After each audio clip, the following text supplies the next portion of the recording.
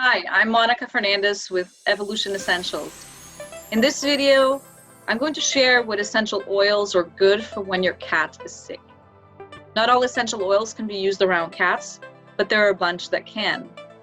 It is so stressful when your fur baby is not feeling well. I don't know if you've experienced it, but it's horrible. Essential oils can be a great add-on to care for your pet. For the past decade, I've been helping women lead a wellness lifestyle with natural solutions such as essential oils and alternative medicine techniques. Make sure you watch this until the end so you can grab my free gift to reduce stress in your home with the essential oils. I have 2 cats. My oldest is Lucky and he's 19, maybe 20. I've had him for 18 years and the vet at the time said he was 1 or 2, so I go by 19. Earlier this year, he was diagnosed with congestive heart failure. It came suddenly. We thought that maybe he had been poisoned by a frog or a toad in our backyard as he was gasping for air and he went completely limp. We read about it and tried to flush his mouth, which we had no idea that it would even stress him out more at the time. So we recently moved and I had been given the name of a vet's office about 25 minutes away. We took him very quickly. We arrived at this fancy place and we were taken in pretty quickly.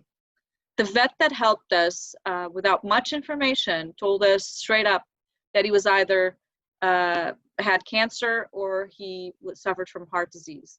She ended up draining him after confirming with an x-ray there was fluid in his chest cavity, and thus he was gasping for air and because he was not getting enough oxygen in his lungs.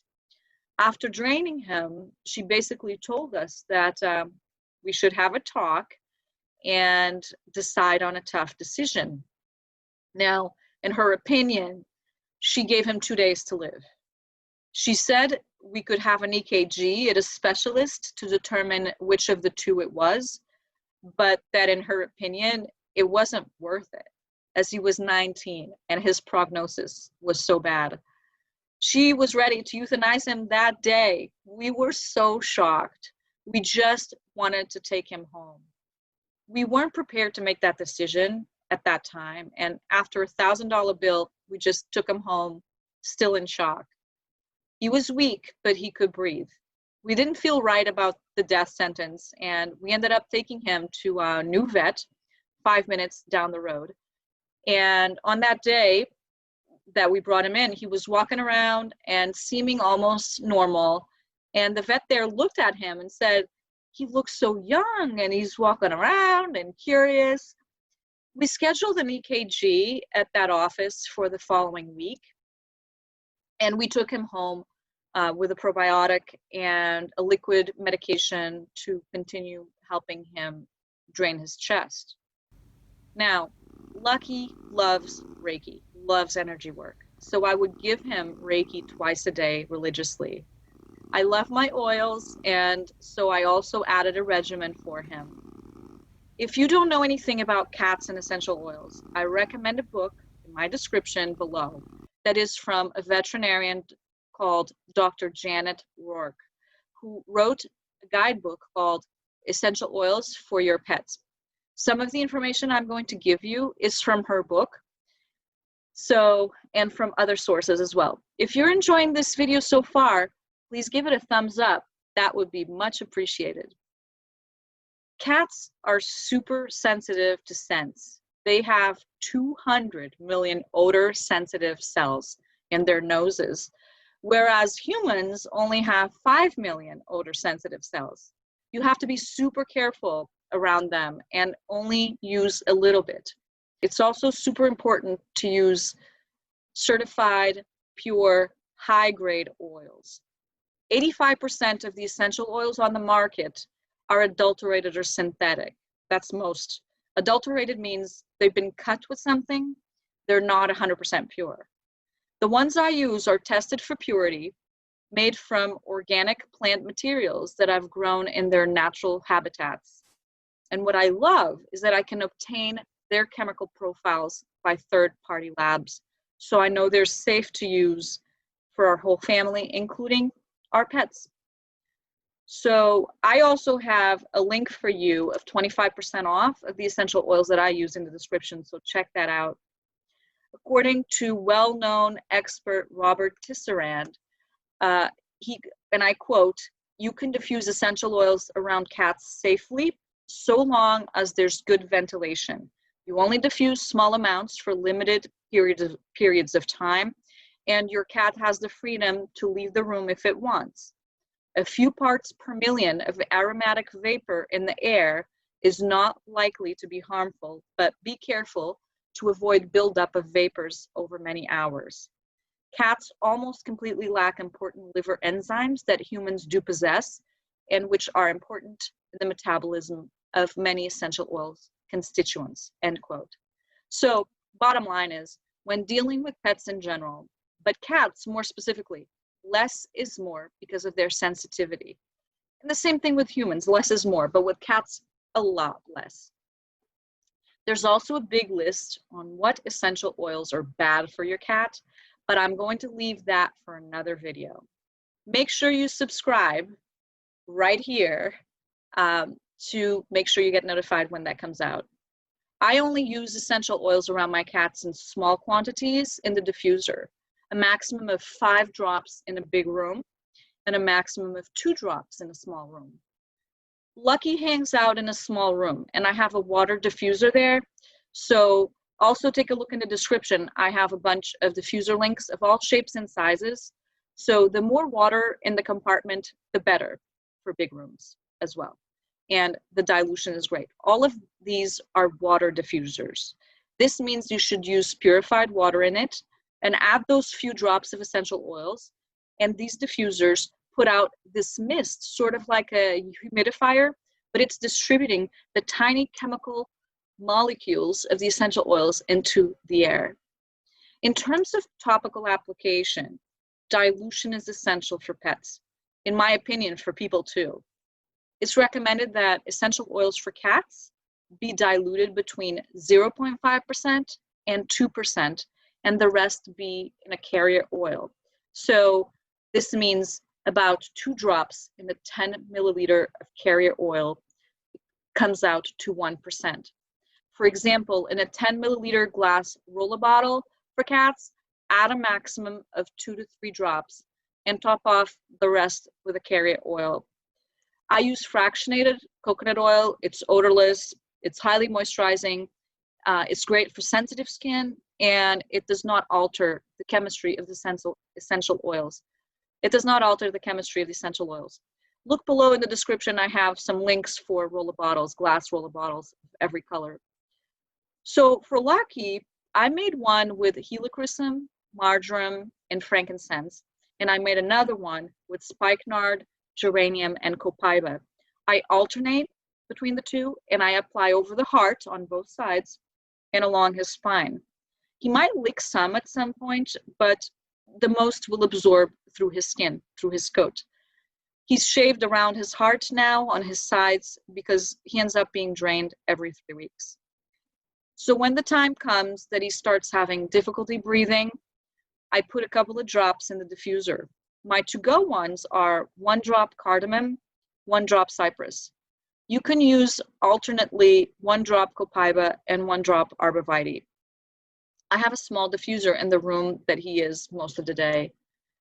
So Lucky, he's had chronic kidney disease for about 4 years, and so I've also made a kidney support roller bottle, which also serves as urinary support.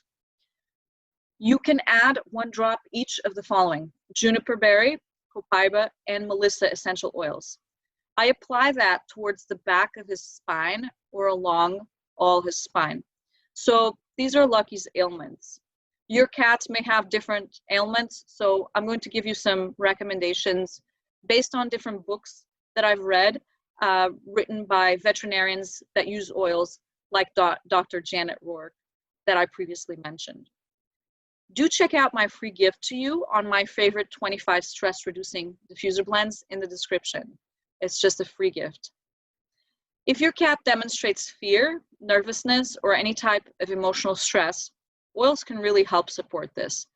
It could be that it's a storm or the vacuum cleaner. Then you see them compulsively licking their paw or peeing outside of the box. They could pant or drool. Maybe you have transported them in the car to the vet and traveling has freaked them out.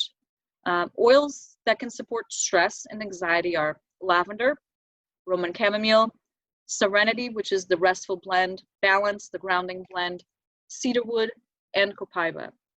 One idea I read about that I haven't tried yet, but it sounds amazing, is taking 1 cup of baking soda and adding 1 drop each of lavender, copaiba, and Roman chamomile. You let it sit overnight, and then you sprinkle in the litter box. It's like this immediate sort of diffuser in the litter. In times of pollen and other environmental allergens, your cat can start sneezing a lot. That's happened to Lucky too. And so you can grab a 10 milliliter glass roller bottle, put 1 drop of 2 or 3 of the following: lavender, copaiba, cardamom, and melissa, and top it off with fractionated coconut oil and roll it down the spine. Sometimes related to allergies are skin issues such as dryness or itchiness, and you can apply the same method with lavender, Roman chamomile, juniper berry, and helichrysum. Pick another one to accompany lavender, for example. Lavender is known to be super calming. Sometimes related to allergies, ear infections can develop. At first sign, you should clean your cat's ears. Essential oils can be applied at the base of the ear, but not inside the ear. Just like us, no oils in the ear canal, please. You can clean the ears with some apple cider vinegar and witch hazel. You can use a cotton ball and gently put some of that mixture and try to clean where you can see. If it's infected, Dr. Rourke recommends making an advance in a 10 milliliter roller bottle, 5 drops each of arborvitae, lavender, and frankincense, and 3 to 5 drops of basil. Put a little in a cotton ball, but don't saturate it, and try to clean the inside and base of the ear. Try to do it once or twice a day if there's an infection. You want the best for your pets. And if you don't have kids, I don't have kids, your fur babies are your kids and part of your family.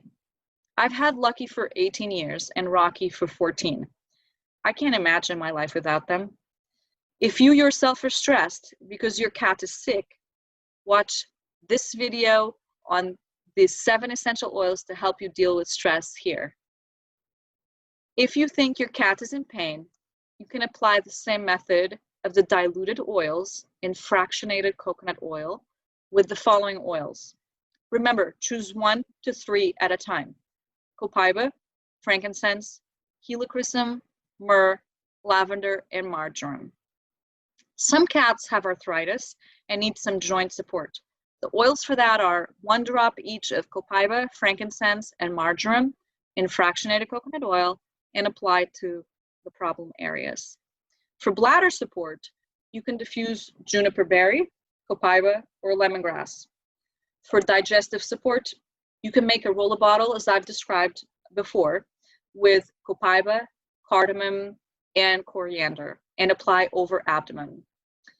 Some cats have neurological issues and can have seizures. In that case, make a roller bottle with 2 or 3 of these: copaiba, frankincense, helichrysum, Roman chamomile, melissa, or balance, the grounding blend, and roll on the spine.